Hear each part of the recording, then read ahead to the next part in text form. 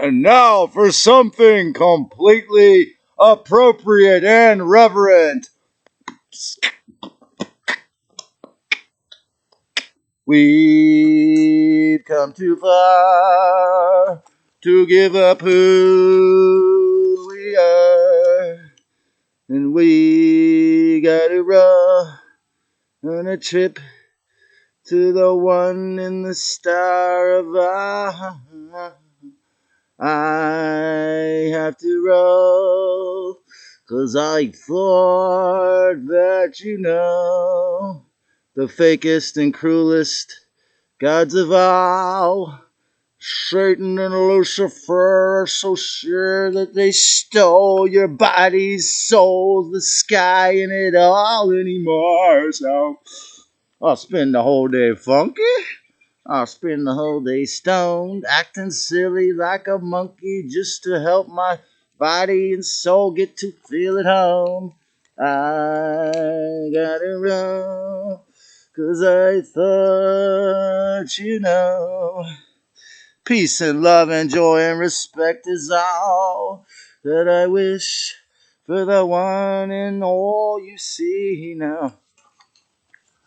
Welcome to Trey's Myths and Tunes. My name is Trey, and this is my show, Trey's Timeless 15. If you enjoy this content, be sure to click subscribe if you haven't already, so I can be encouraged to bring you more.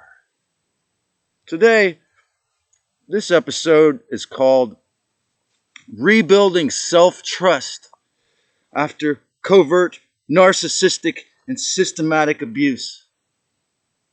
It's such a challenging thing for so many of us.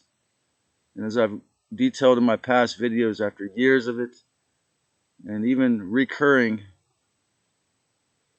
I have to go back to some deep depth psychology, shadow work, self-healing meditation.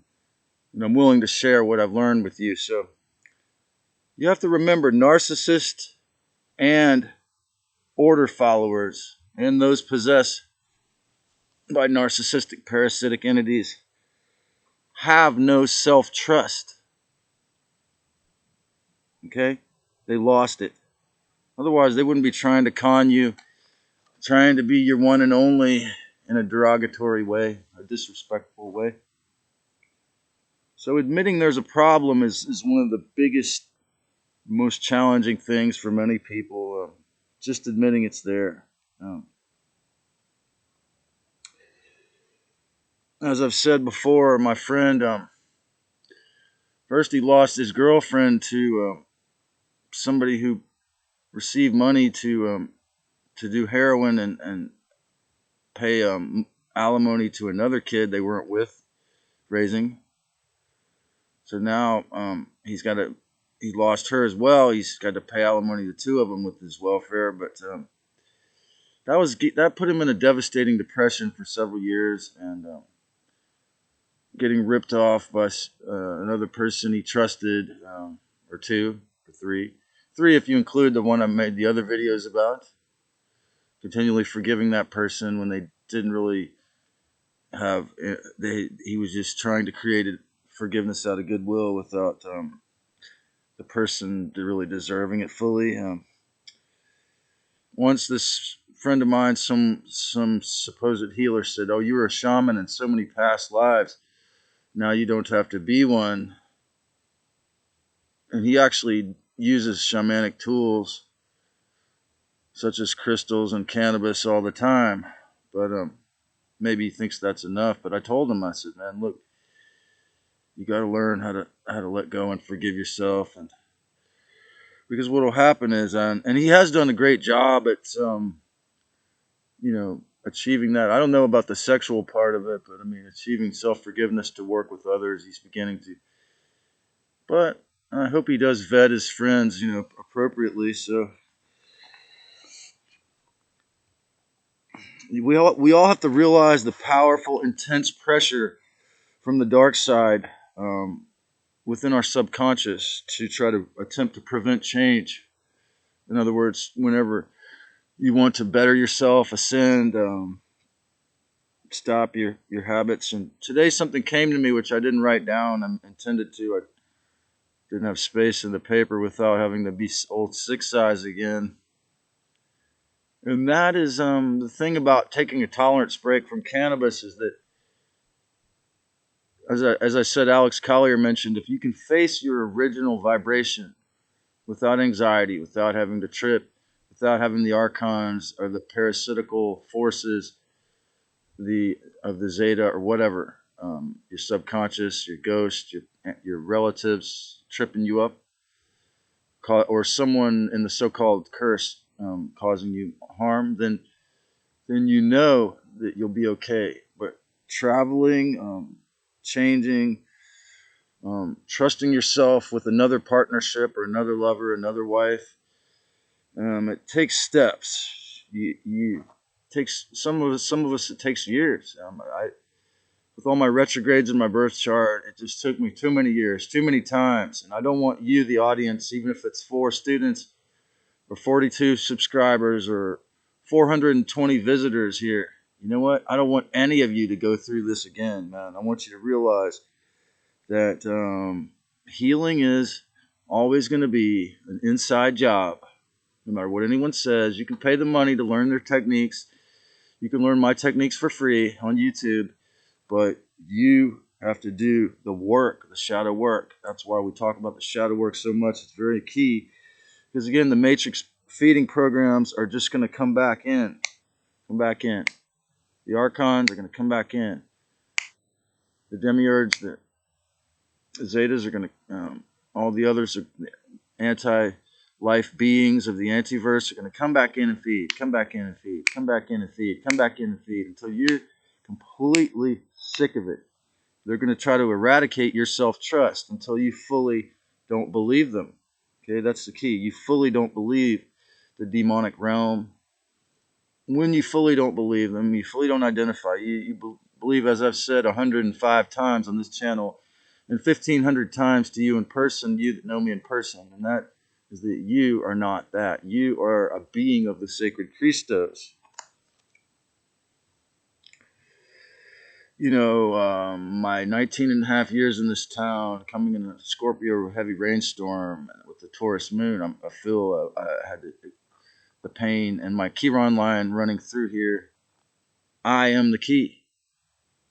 If you learn from my mistakes and my healing that I've done on myself, you can learn many lessons, like how to heal broken bones, allow your body to heal the broken bones. So I come up with this idea today or yesterday, sometime. I intuitively thought of this: quitting fear cold turkey. Okay, so for some of us, particularly those with fixed zodiac signs, you ain't going to do it unless you kick your ass somehow. I mean, for me, being so mentally addicted and so having several illnesses that it defeats temporarily, getting high before I got on the plane, getting really high before I got on the plane or the bus has always helped me. But on the other end, like I just said a moment ago, you have to be a person who's willing to face yourself sober to even really travel. So it's interesting for all those who can't quit their habits. And the process of healing the narcissistic abuse you got from your friend. I mean, to respond to this Dana Collins person's quitting or unsubscribing because of my comment to forgive Bill Gates. Honestly, after my mother passes, I'm going to have to forgive Bill Gates, and because she took the Moderna, so I have no idea how I'm going to do that. I mean, I have to agree with her derogatory comment or negative feedback that that I was smiling when I said it and it was wrong, because it's wrong to take something that heavy lightly. And honestly, I guess to be honest with you, a part of my subconscious is in denial about that because it's so painful. However, I go by what I said. I don't change my statement. Eventually I'll have to learn how to forgive that, whatever that is. But working in that person for that. Again, and I really fully believe that there's a strong possibility that they have no freedom, that they're a slave or a puppet to these other things that are not they're not really welcome to walk on this planet just yet. I mean, they're planning to try to condition you to think they're cool enough to for a while longer, as they've been doing for a century. But the freedom of choice in the inner persona, okay, that is the key that you must reclaim if you can't break away from your narcissistic family members and friends and jobs and towns and states. Even if it takes cannabis or 2 cups of coffee or meditating for an hour or something that's harmless, relatively harmless and organic to help you do it. Okay, fake it till you make it, but don't use alcohol or hard drugs or pharmaceuticals. Something harmless, maybe. But again, that cannabis or that coffee could be a crutch, or they both, if you're like me and you like depth psychology, they can be tools to help you to step outside of your comfort zone or to step outside of your mind box. Again, the reframing is a very important tool, very important and key tool to use. I mean, if I want to look like Elvis, well, I just change the frame, okay? So recognizing the habit ego, this idea I had for a book, it's probably going to come out next year, the year after, the habit self versus the God mind. You have to build this step out, or you can't. Whether it's traveling to moving to a different place, quitting a habit, breaking up with your friend or your girlfriend who's abusive, unless you believe in yourself enough, unless you have the self-confidence, you can't do it. And the way you rebuild it is an intense process of forgiveness. It's much deeper than what the 600 pages plus of A Course in Miracles text says. You don't just say prayers to let Jesus do it. You actually have to go through the painful process of uncovering the obstacles, whether socially or through your meditation, so that you, as I mentioned in previous videos, go back to my video on the recapitulation path. You go on that if you want, try that path. Figure out what the kernel of wisdom is the key. So all these are different ways you can do it.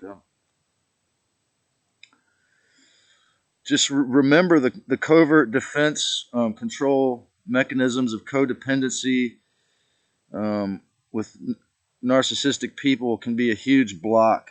It's something I have to work on. I'm going to have to face all this stuff myself soon and move out of here, go somewhere, whether it's a different neighborhood or part of this county, a different state. I wouldn't say irrelevant, but when you consider how habitual I can become in this with my astrocartography and my Chiron and my Scorpio Taurus nature here, it almost seems irrelevant, because if you're a fixed zodiac sign, the little changes you make can make a huge difference. Just changing your routine through one thing, just getting your coffee at a different place or whatever, one little thing. You meet different people, go down to the next town over if you think Santa Cruz is too haunted or whatever.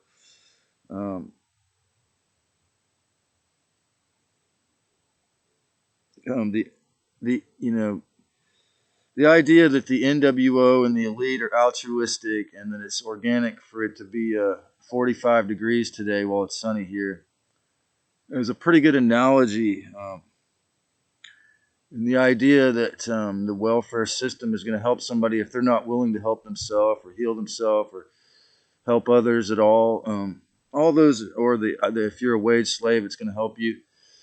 All those are pretty great analogies for the idea that you can heal these problems if you're not willing to do the footwork, the shadow work, to challenge yourself. Rebuilding self-trust after covert narcissistic and systematic abuse is a powerful and extremely challenging job for many of us, but maybe some of you can achieve that. Subscribe if you enjoyed this content, and I'll send you more.